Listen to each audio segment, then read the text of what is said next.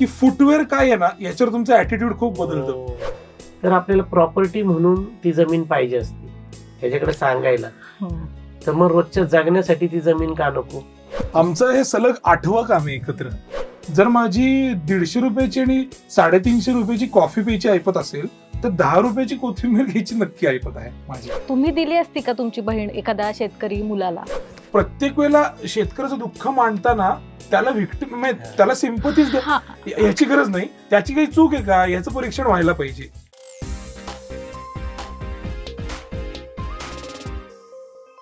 नमस्कार, मी प्रणिता मारणे. मित्र म्हणे लाईमलाईट मध्ये सगळ्यांचं स्वागत. सध्या लाईमलाईट मध्ये असणारा सिनेमा ते म्हणजे नवरदेव BSc ॲग्री आणि आपण त्या कलाकारांची गप्पा मारतोय. माझ्यासोबत आहेत पिट्या आणि क्षितिश. खूप खूप स्वागत दोघांचं. तुम्ही दोघंही म्हणजे मुळशी पॅटर्न आणि असे बरेच एकत्र काम केलं, तर याच्यामध्ये काय तुमची केमिस्ट्री आहे या नवरदेव BSc ॲग्री मध्ये? आमचं हे सलग 8वं काम आहे एकत्र. 8वं 9वं आहे. आम्ही परवाच मोजत होतो. आम्ही सिनेमे, वेब सिरीज, शॉर्ट फिल्म, नाटक असं सगळंच एकत्र करून झालंय. त्यामुळे आमच्या दोघांचा एकतर कम्फर्ट झोन चांगला तयार झालाय अभिनयाचा. आता सायमल्टेनियसली धर्मवीरचं शूटिंग चालू आहे पार्ट 2चं. आणि नवरदेवचं आता आम्ही प्रमोशन आणि सगळीकडे बोलतोय पिक्चर बद्दल. तर याच्यात आम्ही भावंड आहोत आणि आमचे असे एकत्र अनेक सीन्स आहेत. त्यामुळे काय आता तो कम्फर्ट झोन तयार झाल्यामुळे खूपच छान काम करता येतं एकत्र. शेती हा खरंच महत्वाचा विषय. तुम्ही केली कधी शेती किंवा आहे का घरी शेती वगैरे कसं? हो, आता दोघांसाठी म्हणजे मी सांगतो आधी मग. हो, शेती आहे, शेती केली आहे आणि शेती करतो पण. त्यामुळं शेतीचा विषय माहिती पण आहे, कारण आपण दरवर्षी आमचा भात लावणी असतेच.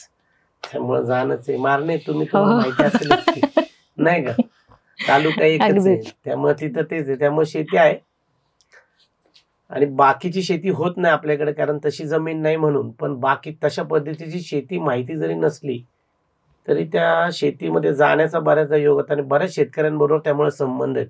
कारण आता मी प्रवीण बरोबर जे आपल्या इथले शेतकरी आहेत, जे काही प्रॉडक्ट काढतात, तर ते लंडनला कसं जाईल, म्हणजे लंडन किंवा परदेशात कसं जाईल याच्यासाठी पण आता मध्यंतरी काम करत होतो. सो शेतकऱ्यांसंदर्भात काम आपलं रेग्युलर चालूच असतं. Okay okay.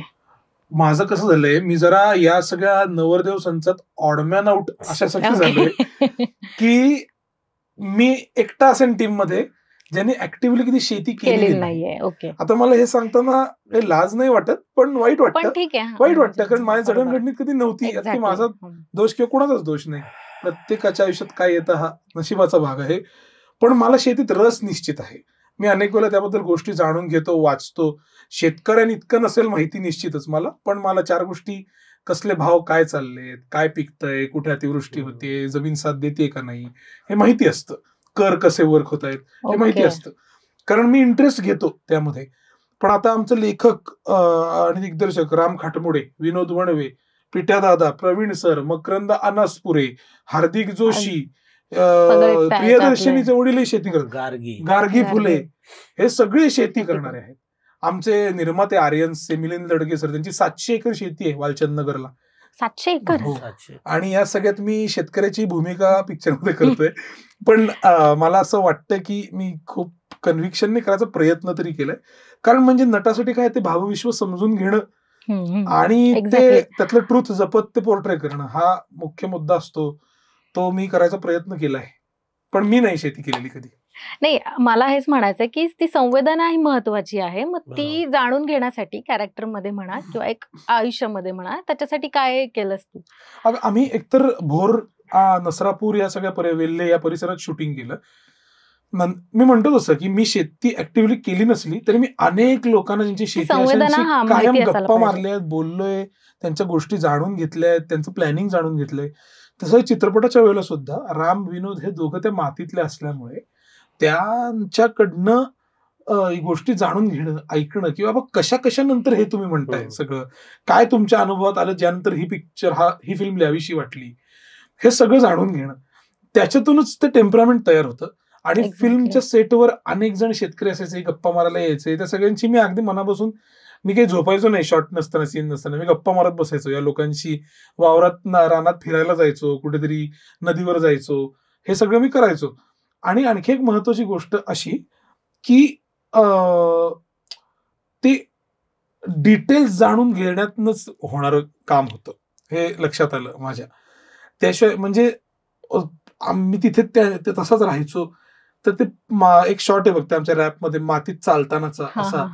तर माझं लक्षात आलं की जोर ते पायाला माती लागत नाही ना तोपर्यंत ती डोळ्यात येत नाही माती. तसं झालं म्हणजे. आणि मी जनरल अभिनयाच्या दृष्टीने अनेक पात्रांबद्दलही सांगतो की समहाव असं होतं, कुठल्याही नटाला तू विचार, रिअलाइज नसेल झालं तरी तो हो म्हणेल यावर, की फुटवेअर काय आहे ना याच्यावर तुमचा ऍटिट्यूड खूप बदलतो.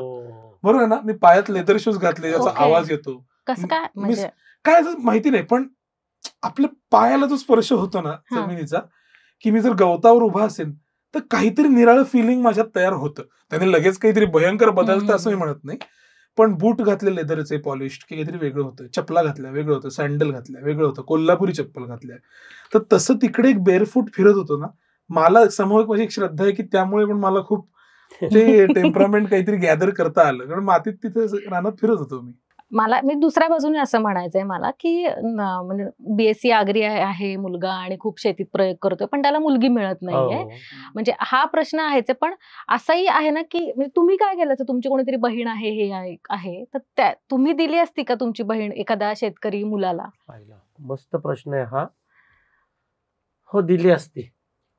ती रिस्क तुम्ही घेतली असती का? कारण तो शेवटी तो ट्रेलर मध्ये आहे की शेतमालाला भाव मिळणार का त्या ह्याच्यावर. आता बघ, दोन गोष्टी आहेत त्याच्यात, म्हणून तर जरतरच्या गोष्टी आहेत की आपल्याकडे आपण काय बघतो लग्नाच्या वेळेला, उत्पन्नाचा जमीन आहे का, वा वा वा किती आहे, 10 एकर आहे ना, घर आहे का स्वतःच, तर आपल्याला प्रॉपर्टी म्हणून ती जमीन पाहिजे असते ह्याच्याकडे सांगायला.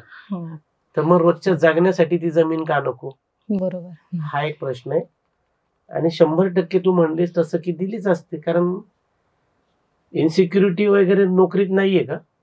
आम्ही ज्या क्षेत्रात काम करतो त्याच्यात इन्सिक्युरिटी नाही का? आज चित्रपट येतोय 26ला, पुढचं काय 6-6 महिने तर गप्पा बसावंच लागतं ना.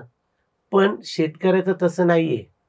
जर आज स्मार्टली शेती करायला गेलं तर खाण्या वाचून राहू शकतो का? भाजी तर लागणारच, धान्य हवंच, मग गैर काय त्याच्यात? मला काही गैर वाटत नाही त्याच्यामध्ये. आणि आपण समजा मॉलमध्ये जातो किंवा कॉफी प्यायला जातो, सहज 100-200 रुपये किंवा 1000 रुपये असेच देतो. म्हणजे साधी कोथिंबीर किंवा मिरच्या घ्यायला आपण घासाघीस करतो. तुम्ही केली अशी कधी घासाघीस वगैरे? खरंच शपथ कधी केलेली नाही.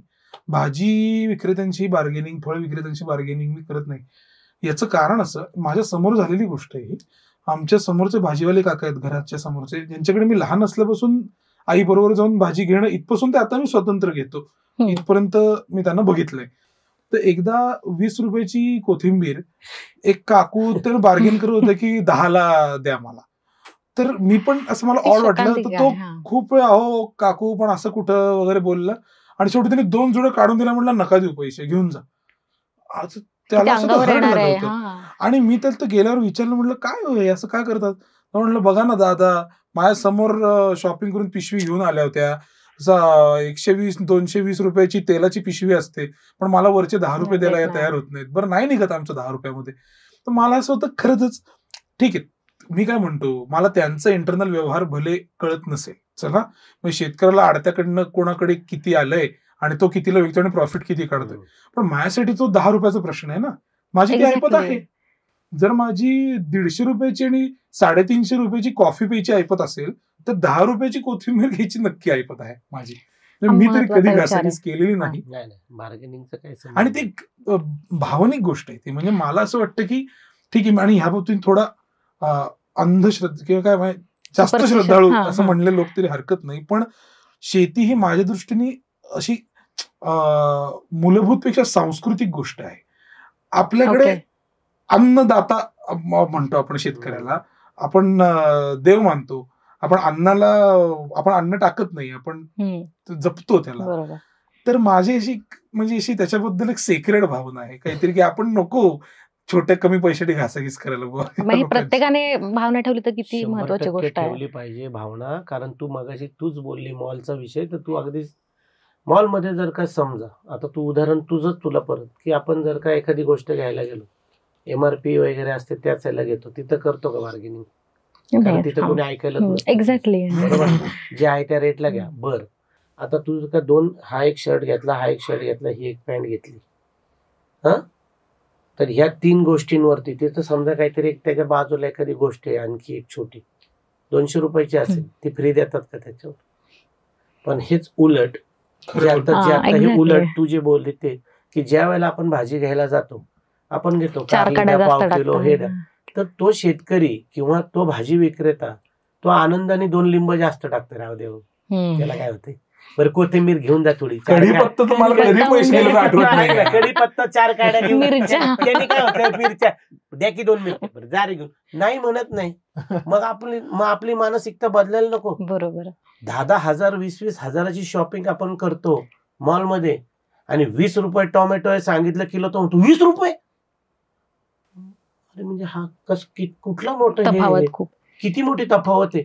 20,000 देतो, 20,000 आणि 20 रुपये. खरंच म्हणतात की नाही असं, म्हणजे मी तर बघितलेले आहेत लोक, आहे परिस्थिती आहे तशी. केवढं काय कसे दिले बटाटे, काय तो म्हणतो 30 रुपये किलो. 30 रुपये एवढे कुठं महाग असतात का? अरे तिला माहिती आहे का, ते बटाटे पेरण्यासाठी आधी ते म्हणजे आमचा डायलॉग आहे नाही का सिनेमामध्ये, मी त्याच्यात तो सीन आहे की घेतला आपण असा की का हो टोमॅटो 20 रुपये एवढा महाग असतोय. म्हणतो ताई कसे, हा जो टोमॅटो आहे 20 रुपयाचा, हा करण्यासाठी ती जमीन आहे ना आधी नांगरायला लागते, मग त्याच्यासाठी आधी बी आणायचं, मग ते पेरायचं, मग त्याला 4 महिने पाणी द्यायचं, मग ते पिकं येतं, मग असे मजूर लावायचे, मजूर लावून ते तोडून घ्यायचं, तोडून ह्या क्रेटमध्ये ठेवायचं, हा क्रेट टेम्पोत ठेवायचा, टेम्पो घेऊन मार्केटला जायचं. आणि एवढं सगळं केल्यानंतर तुम्ही परत म्हणणार की हे 20 रुपये का? म्हणजे 5-6 महिने लेकरासारखी सांभाळलेली गोष्टीची किंमत जर का 20 रुपये पण आपण देऊ शकत नसू, तर ह्याच्यापेक्षा दुसरं दुर्दैव काय असू शकतं? अगदीच अगदीच अगदी. ते तुझं तो शॉर्ट आहे म्हणजे गाणं आहे, तू त्या सगळ्या टोमॅटोच्या ह्याच्यात बसलेला आहे आणि लाल त्याच्यावर एक धडा पण होता, लाल चिखल नावाचा. म्हणजे तो सांगावर येणार आहे खूप, की त्याला भाव मिळत नाही. म्हणजे हे आपण किती दिवस ऐकणार ना, त्याला भाव मिळत नाहीये, हे मिळत नाही, याला पर्याय कुठलाच असू शकत नाही. की पर्याय आहेत मला असं वाटतं. हा, पिटे तर जास्त चांगलं सांगेल त्याविषयी, आणि काय त्यांच्या सर्किट मधलं आपण हक्काने बोलण्यात काही अर्थ नाही. एक्झॅक्टली. पण आपण आपल्या माध्यमातून तर काही मांडू शकतो. पर्याय तुझ्या माझ्यापासून सुरू होतो. मुळात एकदा आपण ठरवायचं पहिलं की शेतकऱ्याशी बार्गेनिंग करणार नाही. त्यांनी म्हणलं 300 रुपये किलो आहे तर 300 रुपये देऊन गपचूप घेऊन जाईल. सुरुवात एकतर इथून होईल, ते बदलायला लागेल.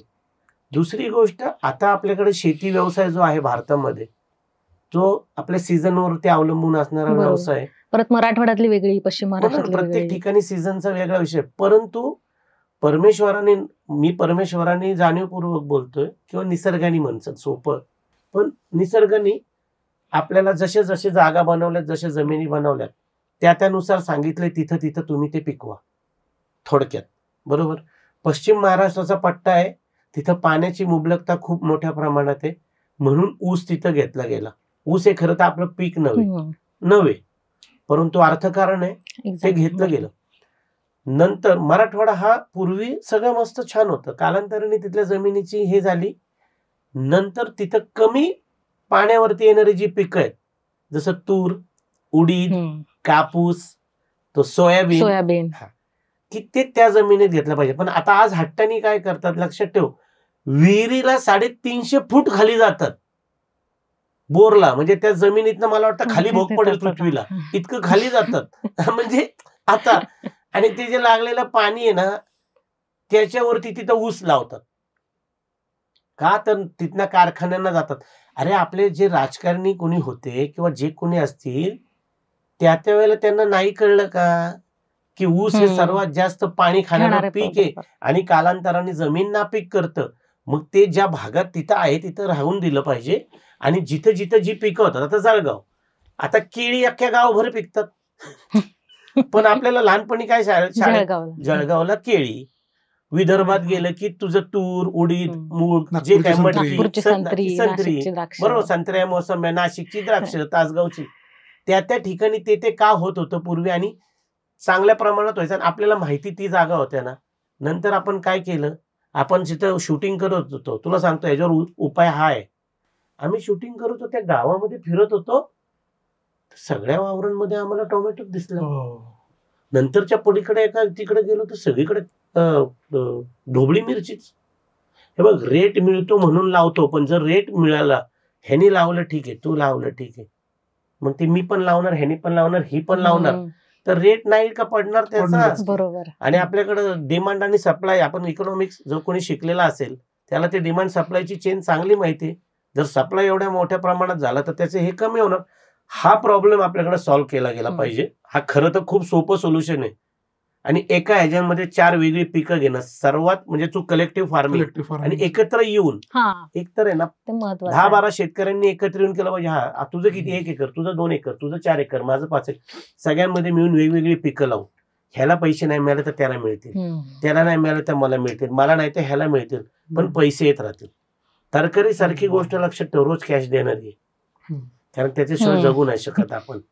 रोजच्या जगण्यातला विषय हा महत्त्वाचा सिनेमा. त्यामुळे ते हा पिक्चर रडगाणा नाहीये. मला ते खूप प्रिची नसायला पाहिजे, कारण हा विचार सुद्धा महत्वाचा आहे आणि जो पिक्चर मध्ये मांडला गेलाय रामकडनं अर्थात, की प्रत्येक वेळेला शेतकऱ्याचं दुःख मांडताना त्याला विक्टिम, त्याला सिंपथीच याची गरज नाही, त्याची काही चूक आहे का याचं परीक्षण व्हायला पाहिजे.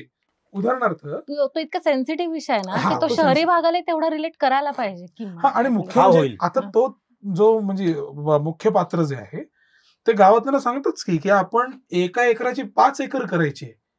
मी मध्ये अमुक भाज्या लावेन, वेलवर्गीय पिकं एका पट्ट्यात लावेन, एकीकडे फळभाज्या लावेन, एकीकडे आणखीन काहीतरी लावेन. सो म्हणजे याला भाव नाही मिळाला याला मिळेल, याला नाही मिळाले त्याला मिळेल, पण शेवटी मी शाश्वत शेतीकडे प्रवास करत जायचं आहे. कारण माझा व्यवसाय हा पूर्णतः निसर्गावर अवलंबून आहे. सगळं नीट झालं पण पाऊसच नाही आला तर, पाऊस नीट आला पण मातीने साथ नाही दिली तर, सगळं नीट झालं पण मार्केट भाव नाही मिळाला तर, मग थोडक्यात काय, निसर्ग आणि आडते यांच्यावर अवलंबून आहे मी. पण ह्याच्यातनं मला शाश्वत भाव तेव्हाच मिळेल जेव्हा मी त्या दृष्टीने प्लॅनिंग करेन. तर ह्याविषयी पण सिनेमात बरंच बोललं गेले, पण हे अशा प्रीची किंवा एज्युकेटिव्ह पद्धतीने नाही बोललेलं, ते रंजक पद्धतीने मांडलेलं आहे. हे फार इंटरेस्टिंग आहे की सिरियस विषय, गंभीर विषय, पण इतका हलक्या पद्धतीने मांडलाय की ते सगळे मजा घेत घेत प्रॉब्लेम असा असतो आणि दुसऱ्या अँगल मार्ग निघाला म्हणजे कळलं का, अरे त्याच्यावर मार्ग निघाला म्हणजे एका बाजूला दुःख लगेच आनंद. अख्खे मकरन सर आहेत आमच्या. अरे आणि रडत नाही ठेवलेलं आम्ही रडगाणं ठेवलंच नाहीये. तर शेतकरी पण रडगाणं म्हणजे डायलॉग आहे आपला, रडू नको. गाणी वगैरे किती आहे, डान्स वगैरे आहे का तुझं काही त्याच्यामध्ये? तुझं असं आहेच की डान्स सुद्धा, म्हणजे ह्याचा डान्स बघितला मुद्दा विचारायचा. माझा डान्स दिसलाय ऑलरेडी, कारण तू असं खूप म्हणजे तुझी तब्येत हेल्दी दिसतोय त्याच्यामध्ये. हो, मी तेव्हा टेक्निकल कारण हे की जस्ट माझी लोकमान्य मालिका संपली होती, ज्यासाठी मी खूप जाड झालो होतो, मुद्दाम झालो होतो. तर त्याच्यानंतर लगेच आम्ही अर्ध्या महिन्यात शूटिंग सुरू केलं होतं याचं. तर त्यात मी 15 दिवसात शक्य तेवढं बारीक झालो. केस पण बघ ना तुरळकच आहेत त्या पिक्चर मध्ये माझ्या डोक्यावर, ते टकलात न जस्ट वाढलेले केस आहेत सगळे. तर जाड आहे त्यात. पण डान्स हा काही माझा पिंड नाही, मी प्रयत्न करत असतो. हा भेटणार कधी या सगळीकडे आम्हाला इव्हेंट्सला नाचायला लावतात. पण मी ते पोस्टर मला खूप इंटरेस्टिंग वाटलं, तू ते ह्याच्या मचाणावर वगैरे असं बसलेलं आहे. ते पोस्टर इंटरेस्टिंग आहे, व्हिडिओ उघडला की सगळं सत्य समोर येतं. मी स्वतः तो व्हिडिओ एकदा जेमतेम बघितला असा हे करत. रॅप मी खूप वेळा पाहिले, कारण अभिनय ना, डान्स नाही. थोडा तुमच्या भूमिकांबद्दल वगैरे सांगा ना. मी चित्रपटात नायकाची भूमिका करतोय, जे रायटर बॅक्ड आहे तसं, त्यामुळे मी असं लेखकाचं पात्र आहे, लेखकांनी प्रमोट केलेलं पात्र आहे ते, त्यामुळे खूप स्ट्रॉंग आहे कॅरेक्टर आणि खूप मवाळ आहे, चांगला आहे. अजिबात त्याच्यात डार्क साइड किंवा ओव्हर हिरोईक काही नाही त्यामध्ये, असं हे एक. दुसरं म्हणजे तो आधुनिक शेती, प्रगतशील शेती करण्याचा प्रयत्न करतोय, BSc ऍग्री झालेला आहे, पण अर्थात या सगळ्या विळख्यात अडकलाय की मुलींच्या घरच्यांची आणि गावाकडच्या इतरांची अपेक्षा असणं की बाबा एक वेळ तू 15-20 हजार महिन्याला घेऊन कागद खरडत बस शहरामध्ये, पण शेतीत नको पाय ठेवूस, हे एकीकडे अपेक्षा असणं आणि दुसरीकडे त्याला आग्रहाने शेतीच करावीशी वाटणं. आणि तो प्रवाहाच्या विरुद्ध निघालाय, कारण अख्खा प्रवाह शहराकडे चाललाय. प्रत्येक कुटुंबातले 2 जण तरी शहरात जाऊन तिथनं इथे पैसे पाठवत असतात धंदा करून काहीतरी. तर जेव्हा हा शहरात शिकून ह्याला इथेच येऊन राहायचं आहे, तर काय अडचणींना सामोरं जावं लागतं. आणि अशा जेव्हा लग्नाच्या बाजारात तो उभा राहतो तेव्हा अधिकच अडचणी येते. जी रिअलिस्टिक अडचण आहे आता शेतकऱ्यांची, की लग्न ठरत नाही, आधीच गावाकडेच राहणार म्हणजे नकोच मध्ये यायला, त्यात शेती म्हणजे इतका कुठं आता शेतीला काही भाव नाही. आता आमच्याकडे एक छोटा सीन आहे, सिनेमाचा सीन नाही अखंड सांगत, पण म्हणजे अनेक गावाकडच्यांचा हा मुद्दा असतो की मी माझ्या वडिलांना आत्महत्येचा प्रयत्न करताना पाहिलंय. माझी आई ही रात्री झोपत नाही वडील जागेवर आहेत ना बघत, तर मी माझी मुलगी का देऊ असं त्या माझ्या आई वडिलांना वाटतं. असे अनेक कुटुंब आहेत गावाकडे. तर मला माझ्या मुलीला परत त्या कचाट्यात नाही पाठवायचं की परत तिला नवऱ्याच्या आयुष्याविषयी चिंता वाटावी. बरोबर. तर असं सगळ्याच्यात तो अडकलाय, पण प्रेम तर झालंय, आता काय करायचं असा प्रश्न आहे. बरोबर. आम्ही गमतीत म्हणतो नवरदेव BSc ऍग्री पण पोरगीच होईना लग्नाला ऍग्री, असा आहे हा प्रश्न. टॅगलाईनच आहे ती. मी मोठ्या भावाची भूमिका केली याच्या. त्याचं लग्न झालेलं आहे, त्याला 2 मुली असतात.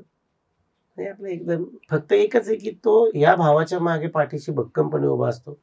जेव्हा येतो हा शेती करायचा निर्णय घेतो तेव्हा उभा असतो, आणि बाकी गावातले किरकिर किरकिर करत असतात सगळे. तो त्याला निमित्त मी याला सांगेल कुठं नादी लागतोय बावटांचे, ह्यांना आकलं नाही ते अशीच राहणार आहेत. पण म्हणतो नाही नाही दादा करतील की राव, सुधरतील. माझं आपलं एक हे लागलेलं असतं, पण हा जे करेल त्याच्या मागे भक्कम उभा राहतो. जसे आमचे आई वडील पण राहतात. वडील आयुष्यात खऱ्या ते आता काय शेवटी मित्र आहे ना, तेवढं. पेटा दादा, प्रवीण सर हे मेंटर सारखेच आहेत. हे कायम, आणि अनेक वेळेला आम्ही असे चॉईसेस करताना यांना कन्सल्ट करतो, विचारतो की अरे असं विचारलंय काय करावं, ही अशी समस्या काय करावं. ते कायम असं प्रयत्न करतो. लक्षात ठेव, खूप महत्वाचा विषय आहे आणि खूप चांगले विषय लोकांपर्यंत आले पाहिजेत, प्रमोट झाले पाहिजेत. तर 26 जानेवारीला नवरदेव BSc ऍग्री हा सिनेमा येतोय, तर थिएटरमध्ये जाऊन नक्की सगळ्यांनी बघा. तुम्ही दोघं आलात, खूप खूप धन्यवाद. धन्यवाद. मित्र म्हणे लाईमलाईट म्हणतो, लाईमलाईट वरती जास्त स्ट्रेस देतो की लाईमलाईट. आम्हाला लाईमलाईट मध्ये आणण्याचा प्रयत्न केला त्याबद्दल आभारी आहे. धन्यवाद. थँक्यू.